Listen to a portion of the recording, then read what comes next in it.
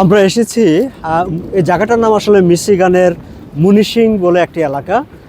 আমরা একটা শিপে চড়ে বসেছি।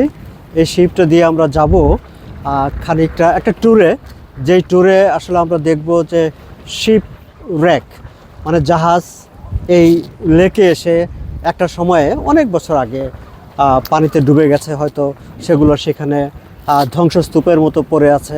সেই জিনিসগুলোকে একটা দর্শনীয় বিষয়ে তারা পরিণত করেছে। প্রতিদিন বিভিন্ন সময়ে এই শিপ নিয়ে সেই এলাকাগুলোতে যায় মানুষ, গিয়ে সেখানে সেই জাহাজের ধ্বংসস্তূপগুলোই যদি বলি আর কি, শিপ র্যাক, সেই র্যাকগুলো দেখতে যায় সবাই। তো আমরা এখানে উঠেছি, শিপটা মানে ছাড়বে আর কিছুক্ষণের মধ্যেই। তার আগে জাস্ট এই যে জায়গাটা দেখেন, চতুর্দিকে লেক, লেকের পানি, পাশে পাহাড়ের মতো সবুজ প্রকৃতি, সব কিছু মিলিয়ে অসাধারণ।